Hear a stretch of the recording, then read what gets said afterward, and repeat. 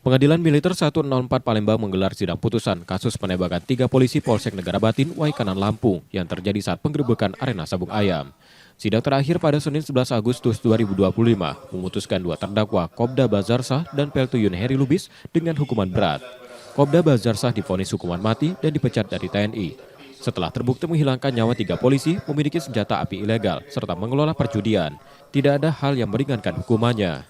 Terbukti secara sah dan meyakinkan bersalah melakukan tindak pidana pembunuhan berencana, sebagaimana didakwakan dalam dakwaan primer.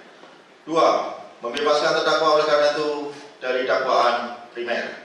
3. Menyatakan terdakwa tersebut yaitu Bazarsah, Kopral 2, NRP 31060073821184 terbukti secara sah dan meyakinkan bersalah melakukan tindak pidana ke-1 subsidiar pembunuhan, dan kedua, barang siapa tanpa hak menerima, menguasai, membawa, menyimpan, menyembunyikan, dan mempergunakan suatu senjata api dan munisi.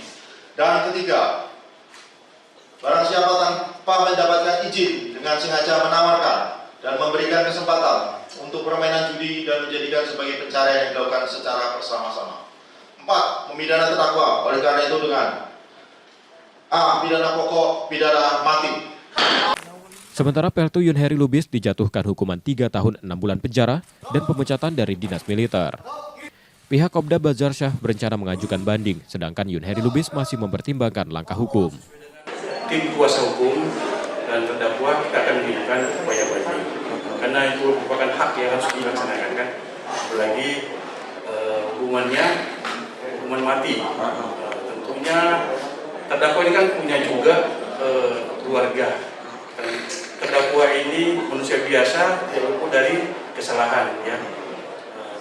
Mungkin sebelumnya terdakwa tidak pernah merencanakan begitu. Terbukti tadi di persidangan pasal 340 tidak terbukti. Jadi tadi itu kan artinya spontanitas. Cuma kan ada namanya kan pembelaan itu. Sedangkan pihak keluarga korban berharap banding dari terdakwa Kopda Bazarsah akan sama dengan putusan.